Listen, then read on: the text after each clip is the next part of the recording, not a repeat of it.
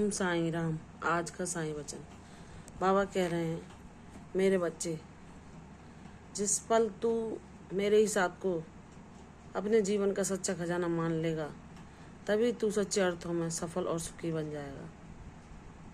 तू जब यह ज्ञान पा लेगा कि सब नश्वर है, हमें जो कुछ भी मिलता है वह हमारे ऋणानुबंध के कारण मिलता है। जब तक हमारा जिससे ऋण होता है वह हमें सुख या दुख प्रदान करता है। जब उससे हमारा ऋण खत्म हो जाता है तो हमारा उसका साथ भी खत्म हो जाता है, चाहे वह रिश्ता कितना भी मधुर क्यों ना हो।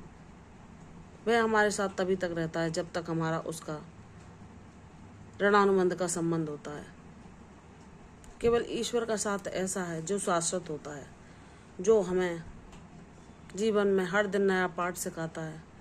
जब हम अपने माता पिता के बिना जीना सीख जाते हैं, वही ईश्वर होता है।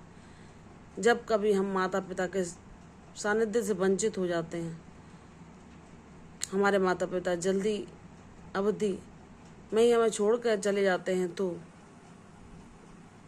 वह हमारा साथ निभाता है। जब पूर्णतः हम अपने पिता या माता पर ही निर्भर होते हैं, उनके साथ के बिना जीने की कल्पना नहीं करते, तब भी वही परमेश्वर हमें जीना सिखाता है।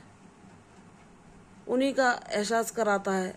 जब हमारे पिता या माता हमारे साथ होते हैं, वही ज्ञान हमें देता है कि मेरे बच्चे, ये जीवन पथ है।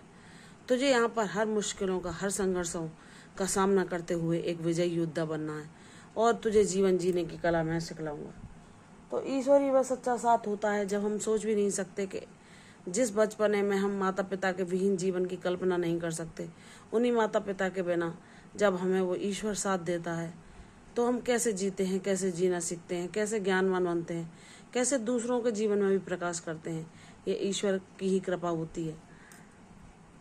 तो हे बाबा, जब आपने मुझे इतना भाग्यशाली बनाया कि आपने मेरा साथ एक पल के लिए भी नहीं छोड़ा, उन सच्चे नियमों को भी मुझे समझाया कि आना और जाना इस संसार का अटल नियम है, जिसे कोई नहीं बदल सकता। जब हमारे समय की अवधि पूरी हो जाती है, जितना समय हमें इस धरती पर आने का और अपने कर्म करने का मिलता है, तो हमें जाना पड़ता है। किसी का वह कम अवधि होती है और किसी की लंबी, लेकिन जब जिसका समय निर्धारित होता है उसे अपने समय में जाना पड़ता है।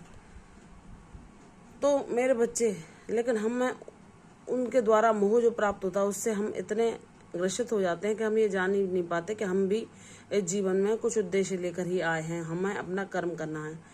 कोई व्यक्ति अपना कर्म समाप्त करके चला गया, लेकिन जब हमारा कर्म बाकी है तो हमें वह करना है। लेकिन अज्ञानतावश हम मोह में भटक जाते हैं और उन कर्मों को त्याग देते हैं और आलस्य में दुखी पड़े रहते हैं। उन्हीं का स्मरण करते रहते हैं जो हमारे प्रियजन होते हैं। लेकिन बाबा तब हमारे जीवन में, क्योंकि हमने उनको पहले कभी गुरु बनाया होता है, अपनी भूमिका निभाते हैं, हमारे अंदर भक्ति जगाते हैं, हमें अपनी उपस्थिति का एहसास कराते हैं और हमें बताते हैं कि यह जो दुख और सुख है यह शाश्वत नहीं है, यह जीवन भी शाश्वत नहीं है, इसको भी एक दिन समाप्त होना है। तो मेरे बच्चे, तुम जो कर्म करने आए हो उसको, उस बहुमूल्य समय को ऐसे व्यर्थ न गवाओ। तुम्हें जो कार्य दिया गया है वह अपने कार्य को तुम निष्काम भाव से, एक कर्तव्य मानते हुए, ईश्वर की पूजा मानते हुए संपन्न करो। किसी के प्रति भी कोई बैर भाव, कोई भी ईर्ष्या, कोई भी क्रोध अपने मन में ना रखो, क्योंकि तुम्हें कोई सामने वाला व्यक्ति जो भी व्यवहार दे रहा है वह तुम्हारा किसी न किसी जन्म का उसका ऋण होगा, वह तुम्हें चुका रहा है। और जब तुम्हें मैंने इतना ज्ञानवान बना दिया, इतनी सद्बुद्धि दी है, तो तुम उसे ग्रहण करके अपना उससे लेखा जोखा समाप्त करके आगे बढ़ो और अपने ईश्वर की भक्ति को प्राप्त करो। तो मेरे बच्चे, मैं सदैव तुम्हारे साथ था। तुम्हारे जीवन में जो भी विकट परिस्थितियाँ आई हैं, जहाँ तुमने जो रोगों, कष्टों, दुखों का सामना किया है, वह तुम्हारे जीवन में किसी न किसी कारणवश हुआ है। वह तुम अब जान चुके हो। इतना तुम्हें मैंने योग्य और ज्ञानवान बना दिया है कि तुमने अगर किसी रोग और कष्ट को झेला तो वह तुम्हारा कुछ पूर्व जन्म का प्रारब्ध था, जिसे मैंने तुम्हें अपनी कृपा द्वारा कम भोग कर, स्वयं तुम्हारे साथ उन भोगों को भोग कर कटवाया।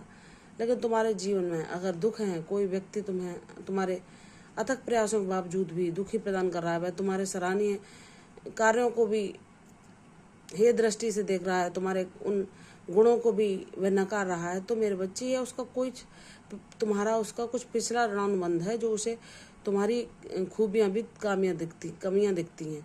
तो मेरे बच्चे जाने दो, जब इतने ज्ञानवान बन चुके हो, क्योंकि हमारा किसी के साथ भी 707 नहीं होता। उन्हें क्षमा कर दो, हृदय से उन्हें माफ कर अपने बाबा की भक्ति की राह पर चलते रहो। तुम अनेक ऐसे लोगों के जीवन में खुशियां पैदा कर सकते हो जो अंधकार और दुख के अंधेरों में अपने जीवन में वह कष्ट झेल रहे हैं जो कि असहनीय होते हैं। तुम उनको भी सुख की किरण दिखा सकते हो। मेरे बच्चे, मैंने तुम्हें वो ज्ञान दिया है, तुम्हें वो बुद्धि दी है, तुम्हें वो अपनी भक्ति दी है जिससे तुम अपने साथ साथ दूसरों का भी कल्याण कर सकते हो। मेरे बच्चे, ऐसे ही इस पथ पर चलते रहो, अच्छे कर्म करते रहो, सत्कर्म करो, सेवा भाव मन में रखो, करुणा और दया को सदा प्राथमिकता दो, सभी के प्रति सहानुभूति रखो, चाहे वे जीव हो, इंसान हो, पेड़ पौधे हों, पशु पक्षी हों या पृथ्वी का एक कण कण, सबके प्रति तुम अपने मन में दया भाव रखो, सबको एक ही दृष्टि से देखो। अगर कोई तुम्हारा दुश्मन भी है तो उसमें आत्मा रूप दो। अगर तुम किसी को दुश्मन नहीं मानते लेकिन वह तुम्हारे प्रति दुश्मनी रखता है, क्योंकि तुम इतने ज्ञानवान बन चुके हो कि तुम हर किसी में आत्मा रूप में अपने बाबा के दर्शन करते हो। लेकिन अगर तुम्हारे किसी प्रारब्ध के कारण वह तुम्हें ईर्ष्या कर रहा है, तुमसे दुश्मनी निभा रहा है, तो तुम उसे क्षमा कर दो। उसके लिए भी बाबा से सद्बुद्धि मांगो, क्योंकि तुम जानते हो कि जो आत्मा है वो सब में एक ही है और वह अपने उन पुराने जन्म के कर्मों के द्वारा ही, जो उसके ऊर्जा अंदर संचित है, उसके द्वारा ही ऐसा व्यवहार कर रहा है। तो उसको जाने दो, उसके लिए भी बाबा से कृपा ही मांगो, उसके लिए भी दया ही मांगो, उसको क्षमा करके तुम उसके लिए सद्बुद्धि की प्रार्थना करो और तुम अपने कर्मों में किसी के प्रति भी कोई गलत भावना लाओ, ताकि तुम अपने जीवन से सारी बुरी चीजें हटाकर पवित्र बनकर बाबा की ऊर्जा को ज़्यादा से ज़्यादा ग्रहण कर सको, संचित कर सको और दूसरों को भी बांट सको, जिस उद्देश्य को लेकर तुम इस धरती पर आए हो। मेरे बच्चे, सदैव सबके हित में लगे रहो, तुम्हारा हित बाबा अवश्य करेंगे। तुम्हारे जीवन में जो कमियां हैं, जो परेशानी हैं, जो समस्याएं हैं, बाबा उनको शीघ्र ही तुम्हारे जीवन से हल कर देंगे और तुम्हारे जीवन में सुख शांति सौभाग्य समृद्धि भर देंगे। इसलिए अपने साईं पर विश्वास करके उनका नाम जाप करो, ध्यान लगाओ, तुम्हारा जीवन में सब कुछ शुभ ही शुभ होगा। शुभ समय बहुत नज़दीक है, तुम्हारा कल्याण होगा। प्रसन्न रहो, दीर्घायु भव। कल फिर आऊंगी साईं वचन के साथ, तब तक के लिए ओम साईं राम।